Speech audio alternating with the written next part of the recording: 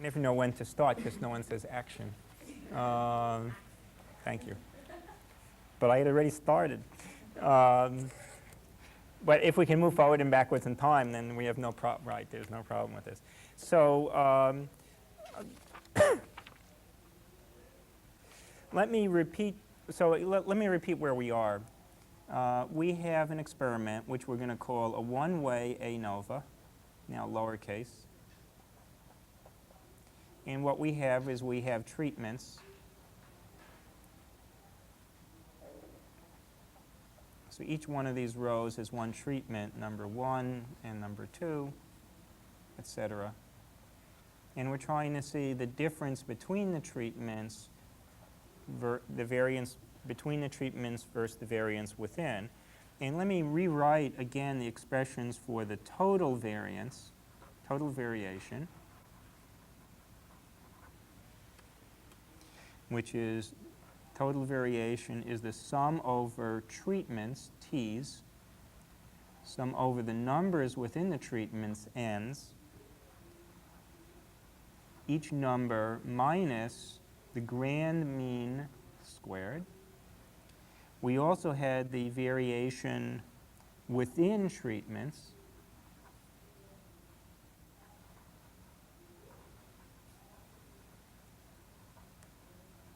within, and this has the form W for within equals the sum over, again, treatments, the sum over each treatment,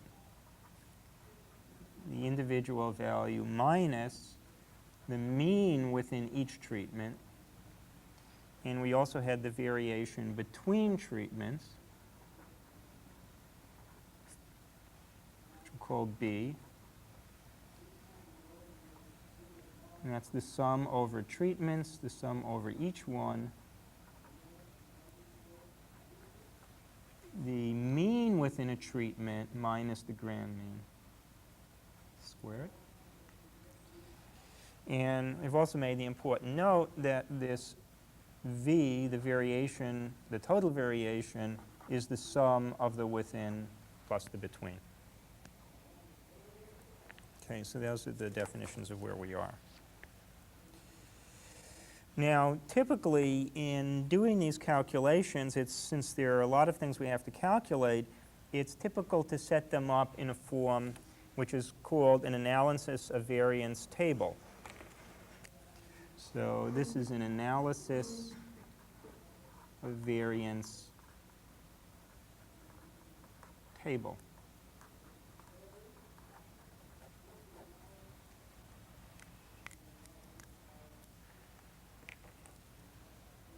I'm tempted to draw a thing with legs, and say that analysis of variance only has 3-leg table, but I'm not going to do anything like that. I'm going to behave myself. So almost. So let's typically the way we do is we'll have one column which we'll call the variation. We'll have another column which we'll call nu, the degrees of freedom.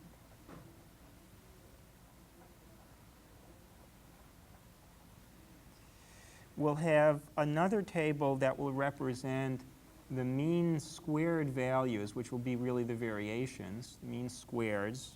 And another table which will represent the F values that we're going to use in the computation of the probability values. So let's start off this table with the between variation. And this between variation, I said, is also equal to n times the sum from j equals 1 to t over treatments of the mean within a treatment minus the grand mean squared. The number of degrees of freedom that this has is the number of treatments minus 1. And the mean square value, which we'll call SB squared hat, is going to be B divided by t minus 1. So far in all these variations, we go back to the formula for variation, these aren't standard deviations because they haven't divided by the total numbers here. So in this table where we call the mean of the squares, we're going to divide by the right numbers to make this kind of more like standard deviations. So now we're going to divide through by those numbers. And now let's look at the second entry in the table will be the within variation. And the easiest way to calculate this, we can calculate these in a number of different ways. In this way, maybe we'll calculate it by taking the total variation and subtracting out this one. So that's one way to do it. We can do it that way. Because remember, we have this relationship that they're related, the three are related to each other. The total variation is the within plus the between. So they're definitely related to each other. Okay? The number of degrees of freedom here is t times n minus 1. And the mean squared, the S within estimator, is W, this within variation, normalized by that amount, which is t times n minus 1. And the total variation will be V. Can you shut the door again, please? Thanks. Summed over the number of treatments, the number of values, n, of all the values minus the grand mean. The number of values now here, number of degrees of freedom, is n times t minus 1. And now the f values that we want to look at are the ratio, of the between and within. So the f ratio we want to look at is SB hat squared divided by SW squared.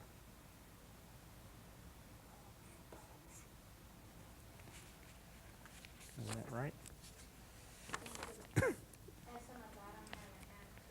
Yeah, it has a hat. I'm trying to see whether it's really the reciprocal of this, actually. From everything I've been saying so far, it looked like the reciprocal of this, but this is what I have here. You have to check in the book what's right. This may be right. The argument I'm making before, we were always doing, no, this is what I had before. No, it's exactly what I had before. Between and within. So this is the between variation within. If the between is much bigger than within, we have a big f value, and therefore they're statistically different, which is what we want. And the number of degrees of freedom, nu here, will then be t minus 1 for the numerator and t times n minus 1 for the denominator. So this is the number of degrees of freedom, and we just pick these values, this one from here and this from here. So these values on these columns of the table give us the number of degrees of freedom.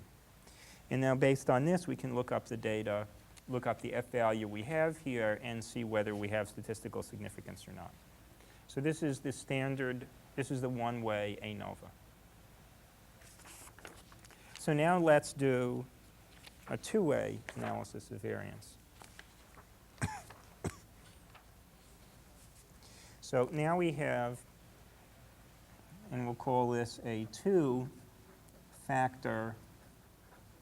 experiment.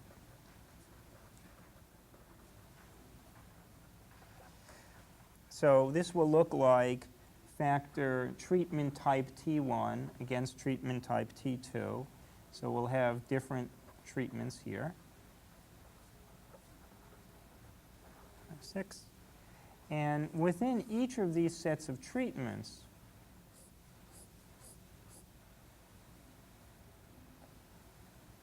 well, forget about the one. Within each of these, we'll have a number of values, right? Because this is what's going on at treatment level 1, and this for level 2, and this one. So each of these will have quite a number of numbers that represent all the measurements that are done on that treatment.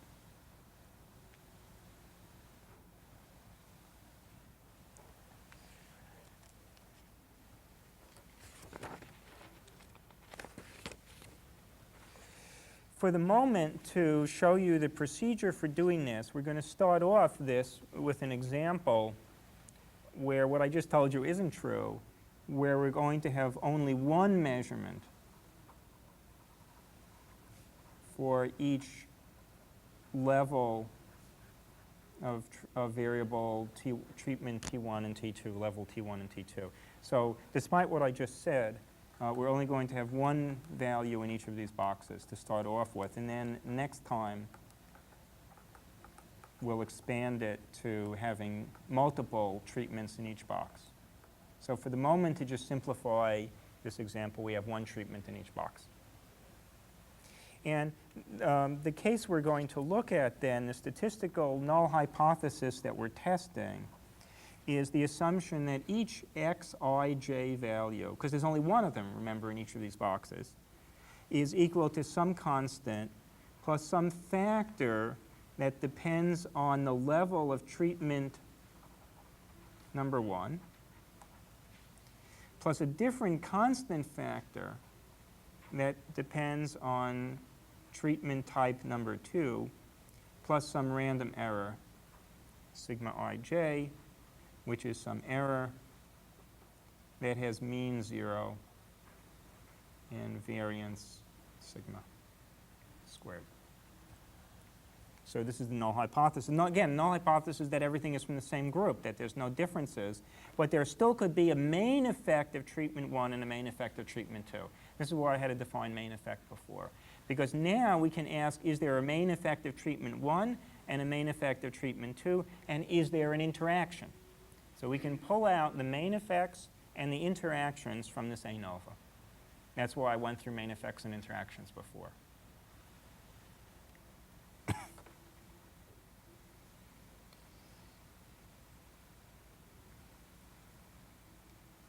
Says there's a note here that Spiegel uses somewhat confusing notation at this point when he confuses blocks and treatments, but I'm going to try to avoid that. All right, so now let me make up a ANOVA table analysis of variance table for this thing. So basically what we're going to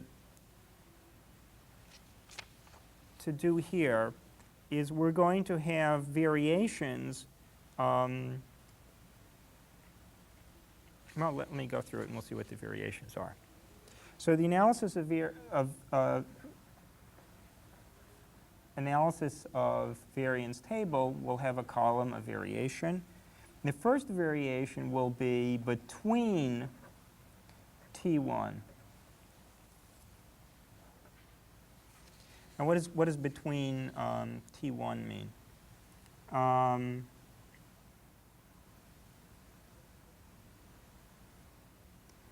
We have these treatments. We have T1 and T2, and we can look at the between T1 will be going across this way, comparing the treatments, different treatments in T1. And what will that look like? And we're going to call this V1.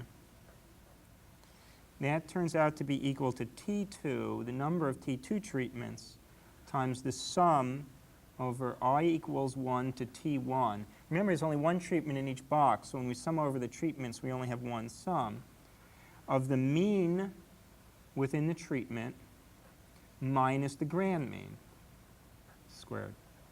Okay, that makes sense, right? The mean between T1 means that we compare the mean within T1 minus the grand mean. Okay.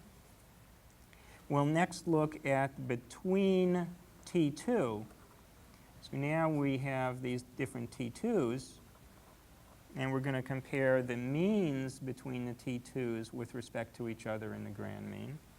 So we're going to call this V2 equals T1 times the sum from j equals 1 to T2, the total number of T2 treatments. So what we're saying here, the total number of treatments in T1 is T1, and total number of treatments in T2 is T2. And this will be similarly. This will now be the jth average, because it's the other treatment, the mean of those minus the grand mean. Okay? And we're going to call something which we call V error, which will be the total variation minus V1 minus V2. And the total variation will be, just as it was before, the sum over treatment 1 and treatment 2 of each value minus the grand mean. Sorry. Okay, so now we have between T1, between T2, an error and V total.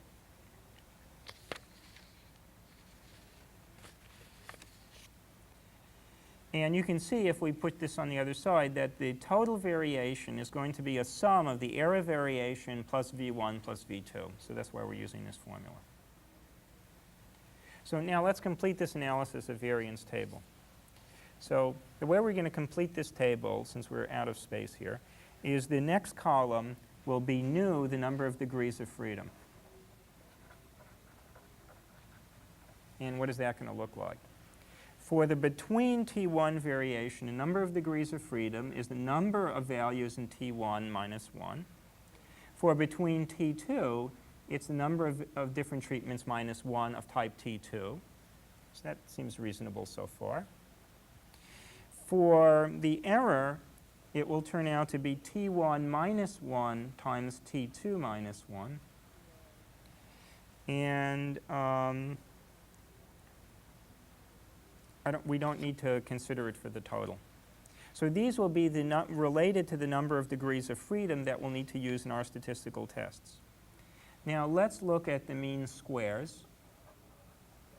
The mean squares, which we'll now call S1, meaning the variation between S1, not forgetting its little hat, will be V1 divided by T1 minus 1.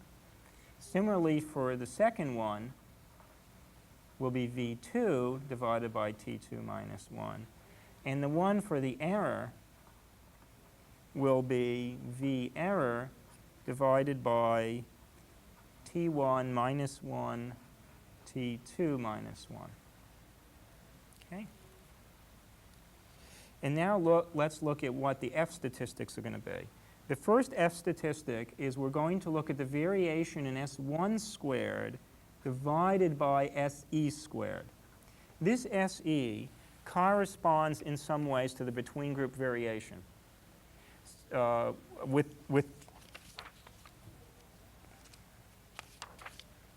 within group variation. Because what we have here, between group, total, between group, and we subtract it out. So this is kind of the within group variation, what's calling this V error. So this is kind of a within group variation. So what we're going to do is compare the variation between against within and, let me try to say this the right way.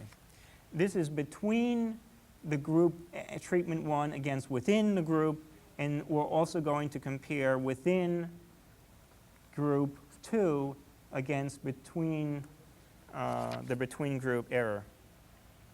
Okay, so when we do these comparisons, the degrees of freedom that we use for the numerators are given by this over here, and the degrees of freedom for the denominator, this one will be given by this, and this one will be given by that. So the point of looking at this table is that when we look up the F values, these are the F values we use, and these are their associated degrees of freedom.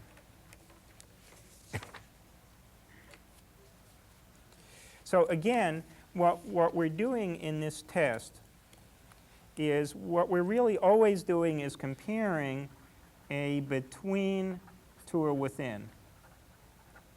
And in this case, we could compare S1 to kind of this S within, or we can look at the S2, losing the hats for the moment, against the S within. So again, this is between the different treatments versus within, some measure of within, and again, between the different treatments versus a measure within.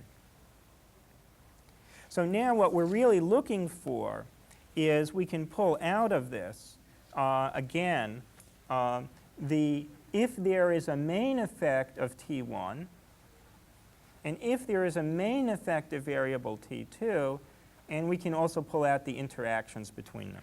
So that's the purpose of setting it up this way. And in terms of the next one, I'm going to show you how we pull out the interactions.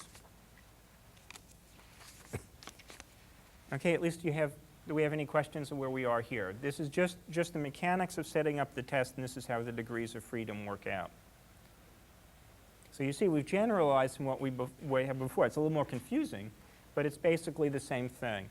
That is, we're looking between treatments T1. Remember, last time we only had between treatments T1. We only had one treatment. Now we have within the first set of treatments, between the treatments of the second variable and the total.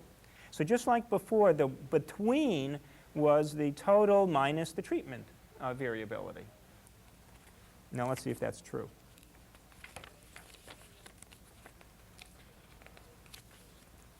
Yeah. See, this is exactly what we did before. We had across the treatments, we had the total, and the within was the total minus between. And that's what we have here. This is across treatment 1, across treatment 2. This is the total. And the within corresponds to the total minus, in this case, the 2 treatments. And then what we're doing is we're comparing each treatment between and within, between, and within. OK? Now let's do the full 2-factor. So now in this 2-factor ANOVA, we again have treatments T2 and T1. But now within each of these boxes, we had what I drew before, because I didn't look at my notes carefully enough as to which case I was doing. We have multiple data within each treatment. OK? I did the other one first so you get more of a feeling of where the things are coming from, because I think this one is more confusing. And for example, let's say we're going to have T1 types or levels of the T1 treatment, and T subscript 2, types or levels of the T2 treatment. And we're going to have n values in each set of measurements. So this will correspond to n. Okay? So for example, if T1 was 3 and T2 was 4 and n was 3, then what we would have is 3 different treatments up here. Doesn't matter how I draw this. 4 different treatments down here. And within each one of these, there are 3 measurements.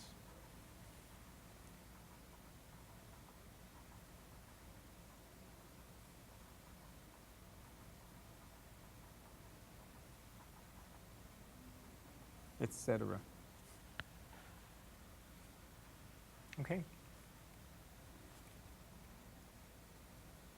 And now the null hypothesis that we're testing here is that we have x, I, j, k, where I is treatment number 1, j is treatment number 2, and the k variable is the value number within each treatment. Okay? And we're saying that this equals some constant plus the main effect of treatment 1 plus the main effect of treatment 2 plus this interaction between treatment 1 and 2. So this will be the interaction. Plus, again, some error that has mean 0 and variance sigma. So these 2 things will be the main effects of treatments 1 and 2, and this will tell us about the interactions.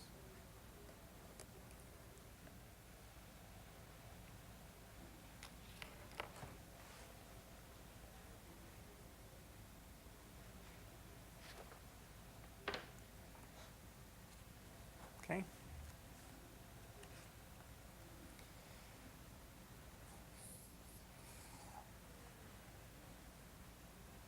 And now let me build up the ANOVA table for this, which will be quite complicated. But I have to wait till the pens stop moving.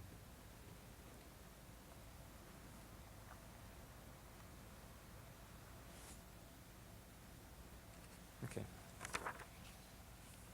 So, you can see we're getting real serious here about the tables. Okay. So this is, again, an analysis of variance table for the complete two-way ANOVA. And we start off in sort of a similar way. In this column, I'll make variations. And the first one will be the between T1. And this will look similar to what we had before. We'll call this V1. And this is equal to n times T2 times the sum from I equals 1 to T1 of the averages within a group, within treatment 1, minus the grand mean. Now the grand mean now has 3 dots because we average over treatment 1, treatment 2, and the number within each treatment. So I'm representing it by 3 dots. I don't remember, does Spiegel do it this way? Or I don't remember what Spiegel does, but I think this is a nice way of representing it because we keep track of all the variables. And then the dots indicate we've averaged over that variable. And similarly, we have a between treatment T2, and so that's V2 equals n, number in each box, times T2, times the sum from J equals 1 to T2, times now x averaged over the first treatment, J. This would actually, we should 2 dots there. Let me say again why. This is the first treatment averaged over the second treatment, averaged all the numbers within each treatment. This one is averaged over the first treatment. For the second treatment, averaged all the numbers within the first treatment, minus the grand mean. So again, what each of these are doing is we're comparing the average within a treatment compared to the overall average. So that's why it's the between treatments, because it's the average within a treatment compared to the next treatment. So again, if we're sort of, this is sort of the averages here, we're comparing things this way. And if this is in the other direction, we're comparing things in the other way. Now we can have this interaction variation. And that has the form, which we'll call V12 of n times the sum over the first treatment, I equals 1 to T1, the sum over the second treatment, J equals 1 to T2, and this has the form average IJ averaged over the number within each box minus the average within the treatment minus the average across the other treatment. I have a plus here, but I wouldn't be surprised if it's a minus over the grand mean. For the moment, I'll leave it as a plus, but I'm not sure it's a plus. But it's in Spiegel. It may even be a plus. Okay, so this is the interaction between the groups.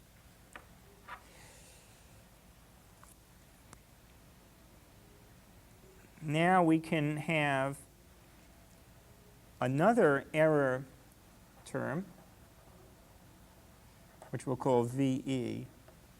And this is going to be equal to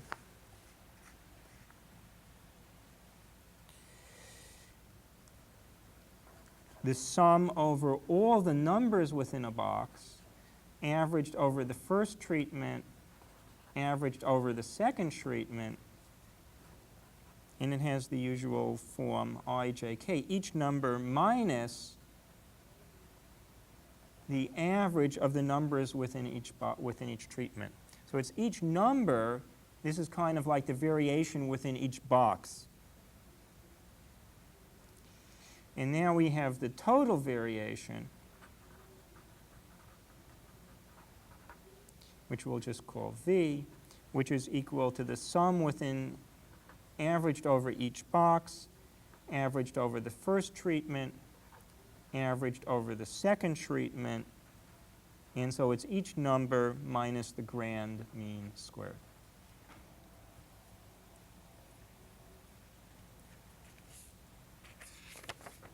Okay. And now let's look at the degrees of freedom associated with each of these. So in order to simplify this table so we can see everything, I'm going to rewrite the table this way. So we have the variations, which is between T1, which is what we've called V1. We have between T2, which we've called V2. We have the interaction between T1 and T2, which we've called V12. We have the error, which we've called VE. And we have the total, which we've called just V. Okay? So the first thing we want to look at are what are the degrees of freedom. And let's write down the degrees of freedom. For the first one, just as we had in the case before, it's T1 minus 1. For the variation between T2, it's T2 minus 1. That is number of different treatments minus 1, number of different treatments minus 1. For the interaction variable, it will be the product of these, T1 minus 1 and T2 minus 1. For the error variable, it's T1 times T2 times n minus 1. And for the total variation, it's the product of everything minus 1. T1, number of treatments, total number of numbers minus 1.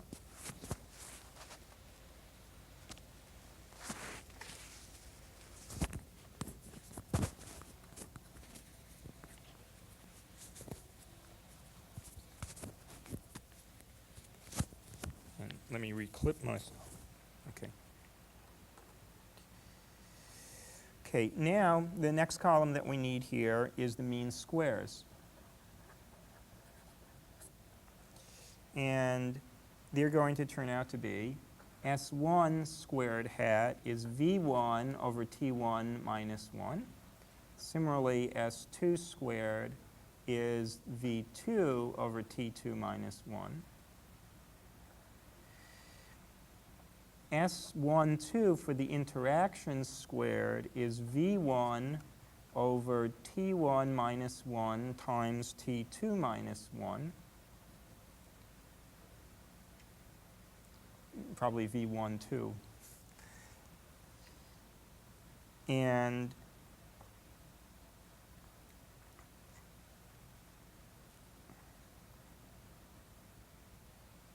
S error squared is equal to the V error divided by T1 times T2 times n minus 1. Okay, and now we're ready for what the F ratios will be. The F ratios, the first one will be S1 squared over SE squared. So this is the same business we have before. This is within, or between versus within. Again, the second one will be S2 squared over SE squared. The interaction one will be S12 squared divided over SE squared. Again, it's a within over between type of thing. And again, in doing the Ftest, the statistical number of degrees of freedom we use is the one that corresponds to the associated ones in the right places on the table. Now let's go over how we do these statistical tests. I'll wait another moment.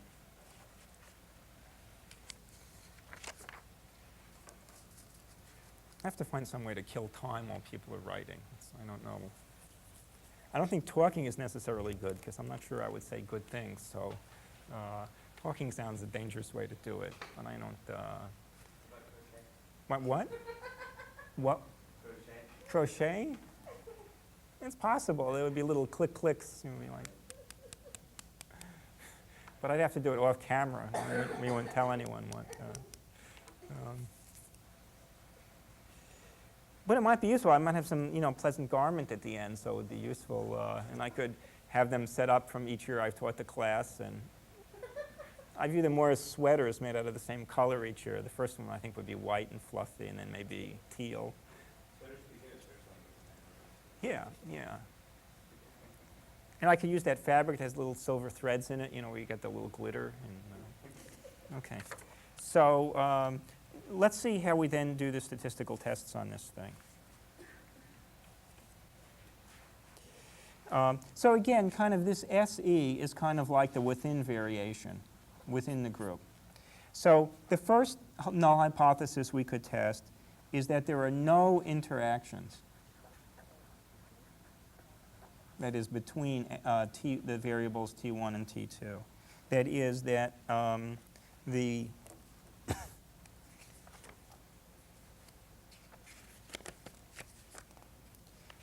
we had, if you remember, the null hypothesis was h naught equals mu plus alpha I plus beta j plus gamma delta ij plus epsilon ijk. So this null hypothesis is testing the fact that delta ij is equal to 0. And the way we test this is we look at the F ratio of S12 squared over SE squared. So that's how we do the test for the interactions. And again, with number of degrees of freedom equal to whatever was written down in the table here, which is equal to, for the numerator, t1 minus 1, that sounded very Bronxy, and the denominator on the bottom equal to the error, which was t1 times t2 times n minus 1. So that's how we do the statistical F-test to tell if there's interactions. The next one is looking for the main effects. So we can test the null hypothesis, H naught, that there is no, again we're always testing these negative things, that there's no main effect of T1. And the way we would do that, again, is use this F ratio, which is S1 squared over SE squared. And again, number of degrees of freedom of S1 is T1 minus 1, and for the numerator, just what we had before. And we could also test again that there's no main effect of T2. And again, the way we would test this can't do that to a blackboard. That we have S now is S2 squared over SE squared. And again, number of degrees of freedom is T2 minus 1 in the numerator, and T1, T2, n minus 1 in the denominator. And again, what we're testing all the time here is with a between versus within, between versus within. So let me say that all these F-tests have this kind of quality of a between versus within. And if this is large, it means the betweens are bigger than within the group, and therefore we have an effect when we go from one group to another. So that's, again, that we're doing it. Now, there are a number of ways of doing this. There are actually a couple of different procedures of handling this. This is the procedure that's described in Spiegels' book. Yeah, sorry. And let me go back to crocheting for a bit. I don't think the crocheting is going to, we need more something. Anything I do is going to be dangerous, so it's not, I don't think I can sit here and do something quietly by myself. I could have a little quiet time. I could do deep breathing from my yoga class. Maybe that's better than thinking. Okay. Are we okay on this so far? Okay. So the way Spiegel likes to do it, so this is the procedure that's listed in Spiegel in the textbook. He says to test first for interactions. So he tests first for the interactions. So that's the F-test. Remember, that's S12 squared over SE squared. Then, if there are no interactions, if that test is not statistically significant, he then likes to define the within as not what we're calling SE, but he likes to define the within as VE plus VI, where I is from the interactions. So in that case, is what I've been calling V1, V2.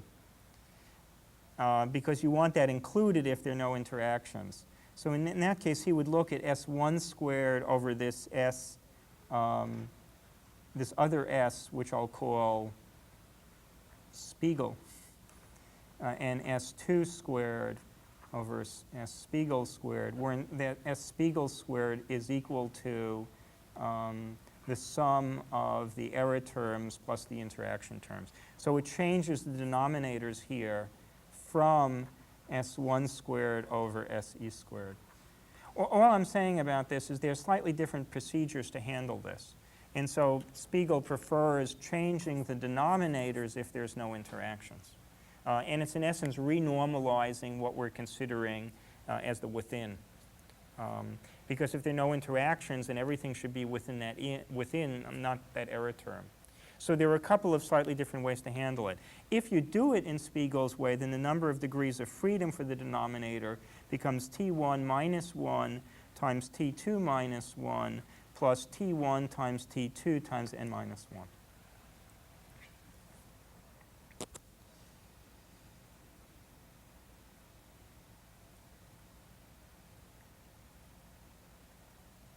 On the other hand, if there are if there are interactions,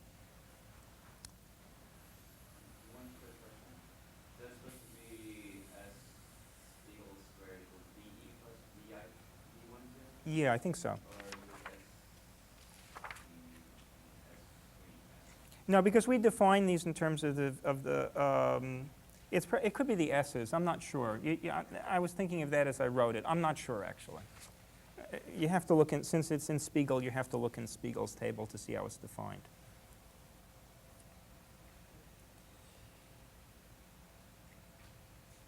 On the other hand, so this is if there are no interactions. On the other hand, if there are strong interactions, if the interactions are present, if there are interactions, then what Spiegel likes to do is to use that is, if the S1 squared over SE squared is big, then he likes to use the F ratios that are formed from S1 squared and the total interaction squared instead of the error squared. And I'm not sure for the moment what the definition of these interactions are. I think it's what I said it was before, but I'm not sure. In any event, the point is that Spiegel breaks it into two cases. If the interactions are strong, say it again, if they're depending on the amount of interactions, he readjusts or chooses different ways of estimating the withins. And again, because what we're always doing is comparing between two within. So this is just a way of making it more complicated. Well, it's not a way of making it more complicated. It makes it more complicated. It's a way of trying to adjust more to an appropriate within measure.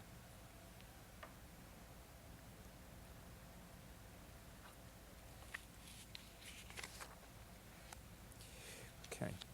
And my experience, by the way, is that this is not, different programs handle this differently. Okay, you can see that there's a lot of decisions in how, some decisions now in how you handle this. And the program that I have, that I computed these on, that you should do in your homework, and I don't think you should go through this whole business of calculating this, but use a standard program on a machine that will do analysis of variance. But if you do that, depending on how the program handles things, you might get different F ratios and different probability levels depending on how the program handles things. So this is interesting to know that different programs don't always handle things the same way in terms of analysis of variance. Okay, so that there are some decisions and there are different ways you can handle the F tests in the analysis of variance table depending on what tests go before and how you handle things. And when you just use a program, you don't know what it's doing. So if you compare the program, for example, to the answers in one of the test problems in Spiegel, and this is why I think Spiegel is a good book because it has problems and answers, then you can tell if your program is doing exactly the same thing as Spiegel is doing. Or you need to look in the documentation of the program, which you probably don't have or is not clear enough to read. Okay, so I'm just saying that this whole business of two-way analysis of variance has some decisions and can be more complicated. Okay. I'm not even going to ask if there are any questions on this procedure, because if anyone asks, I'm going to say, look in Spiegel and get the right formula. But if anyone has any questions related to this in some way that won't have that answer if you ask that question, I'll take any questions on this.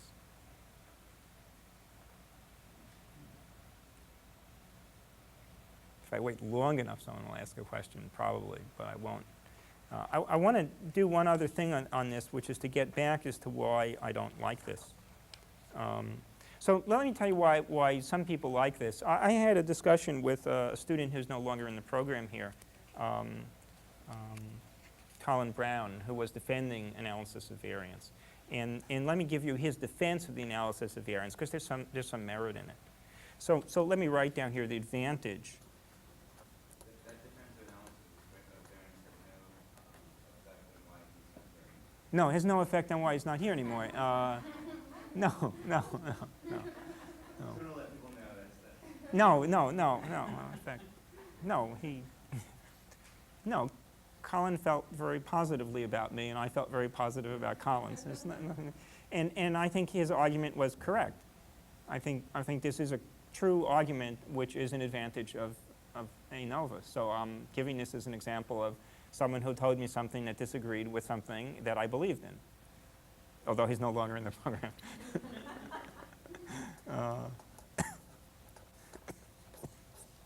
Okay.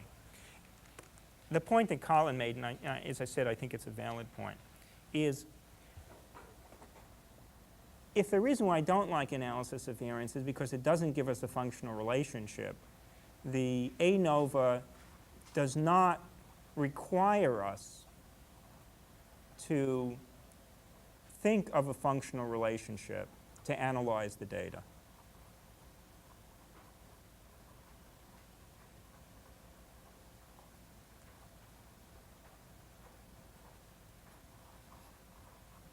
As I said, to me this is also a disadvantage, but Colin is right, it's also an advantage. If we have a number of treatments, they may be different levels of the same variable, may be different things. A legitimate question to ask is, are these three things different? Are there different results from these three treatments? And the analysis of variance is a good way to answer that particular question. Okay. In that sense, the analysis of variance is a good, maybe I should have, I hope I'm not psychologically biased against this by writing it so you can't read it, but I'll read it again. Again, the question is, are there different results from these three treatments? And it's a very specific question. It doesn't say whether there's a consistent functional relationship. It just says, are the three treatments different? And the analysis of variance is a good way to answer that question. And we don't have to make additional assumptions or interpretations about the data. And in that sense, that's very good.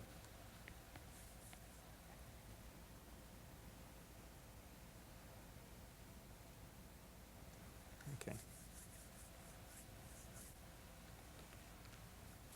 So let me now, having said that, let me repeat the disadvantages of the ANOVA. And there are a number of them besides the one I mentioned. Let me again rediscuss the main disadvantage to me. Advantage. The main disadvantage to me is that we're not finding coherent relationships.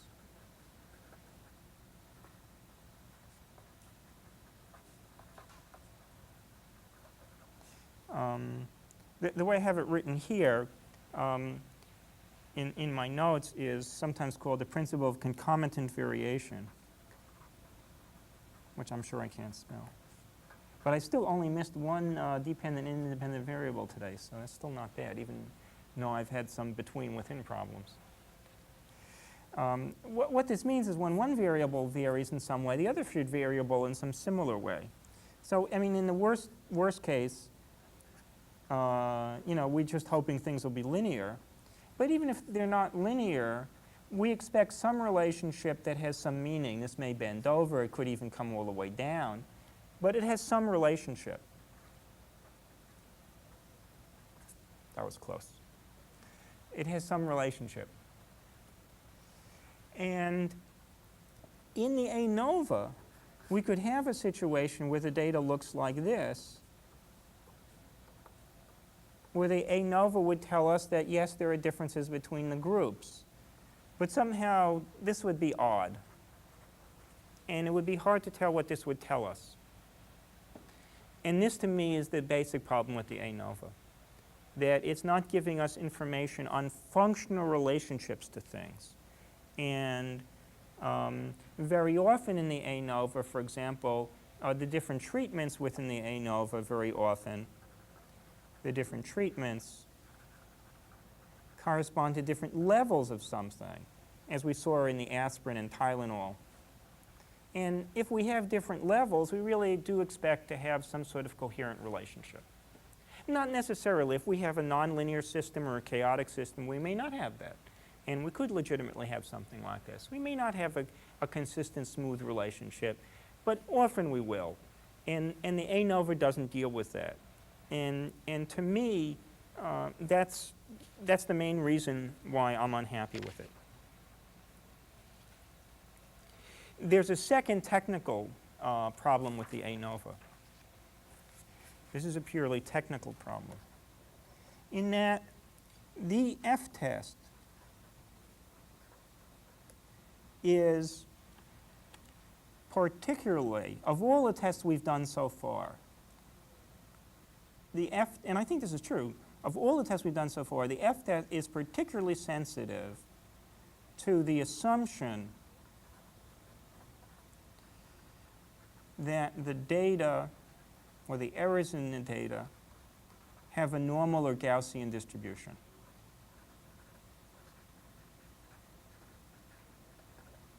And that if the errors do not have this distribution,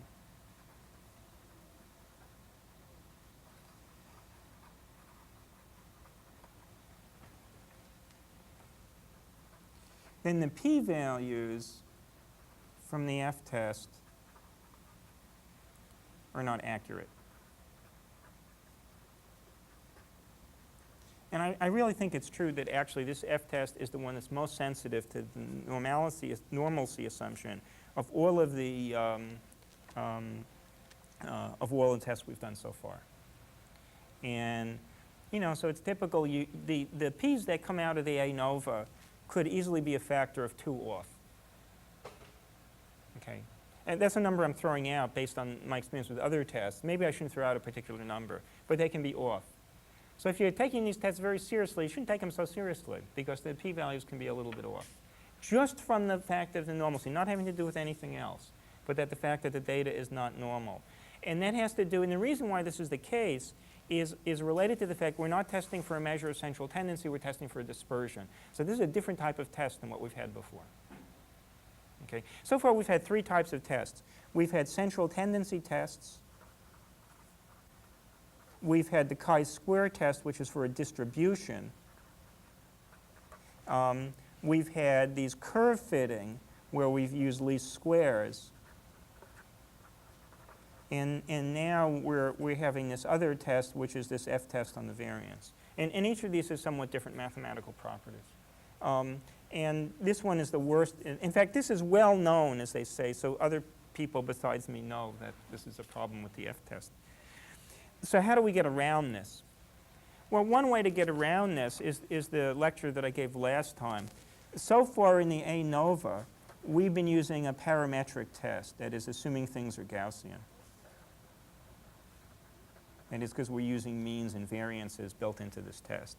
So we can use a non-parametric test.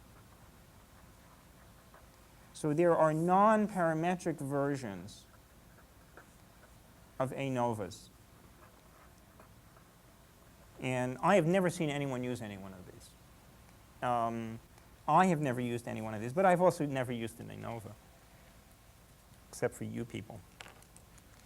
And I also it was a big psychological problem, not because the notation is difficult, which it is, but I had this big psychological actually sitting down the first time I taught this class to force myself to go through the book to learn what the ANOVA really is. I knew approximately what it was, but to sit down and do all these formulas, it wasn't that the formulas were difficult, which they are, and I think I've used notation, which to me is the best possible notation, or at least a very good notation.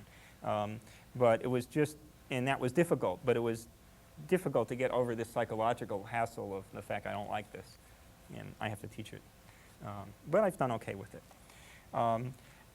The book that I have, there are not as many nonparametric tests to cover all possibilities of the ANOVAs, although there are a number of different ones. These are described in the book by Hollander, which is not spelled right, and Wolf, which is probably also not spelled right, that I have as the optional book in the course. And I'll just give you the names of some of these tests. If you're interested in looking at them, you can look in this book and deal with these tests. One option for a one-way ANOVA is a test that's called a crustal, this I have seen used actually, Crustal-Wallace test. And there's a test for a two-way, similar to a two-way ANOVA, which is called the Friedman test.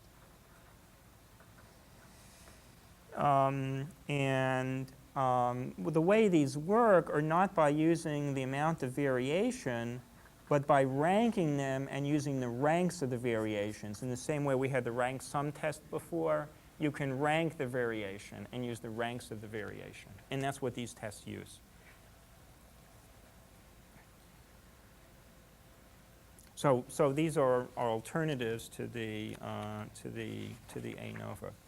So just to recap again, the main principle of the ANOVA is that if we have a set of numbers where the experiment looks like this and the control looks like this, we can't really tell is there any difference.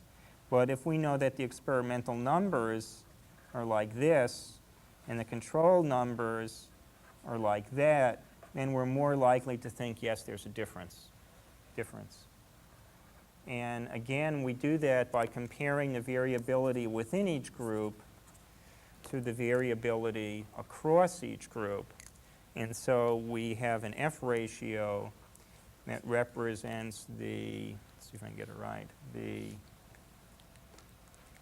between variability, which is this blue color, against the within variability. Is that right? I think I did that right. And when this number is large, then the probability is small that this is due to chance. And so we know that there is a difference between groups.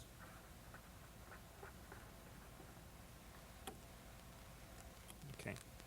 And your homework involves doing a one of these tests. I have a note in my notes here actually that says actually that the difference between the nonparametric tests, or that the p-values can be off by a factor of 2, which is what I said before.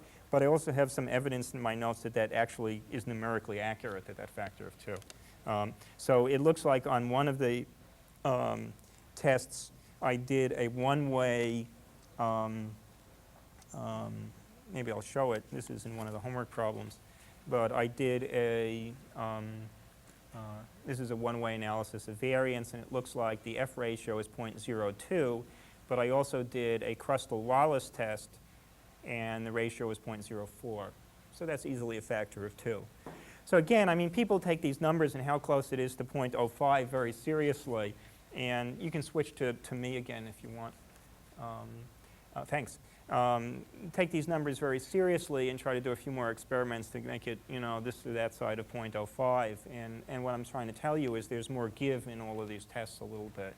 And I just want you to come away from this with, first of all, an understanding of what the ANOVA is, to really emphasize this qualitative between-within understanding. And if you need to be able to use it, to look in the book to use it. But also to leave you with the sense, and I'll say this the last time, that this is a test that's just checking a stupid comparison between treatments. and is not looking for functional relationships. And to me, that gives the test limited value. Although it also means that if you don't want to deal with finding a coherent relationship, that it is a good test at telling whether there's a difference between the treatments, and that can be useful. And to also realize that this is a test that is sensitive to the assumption of normally distributed errors, and that can also affect the p-values in this test. And at least to be aware of the fact that there are non-parametric versions of this test. Although since I won't use this test, I would be even less likely to use a more sophisticated non-parametric version of this test. Okay, are there any questions on this? Okay, I mentioned at the beginning that there's a slight change in the schedule. So originally it said that there would be no class on the week after spring break, but that's not true. I'm flying back faster from LA than I thought because I've been practicing. And so I will be here for that lecture, probably not as jet-lagged as 7 time zones from Israel, but only 3 time zones. So let's see how that changes, whatever. So that's an example of what zero's jet lag is like. Okay, so you have these problems, and maybe next time we'll go over this and the other homework, and that's where we are.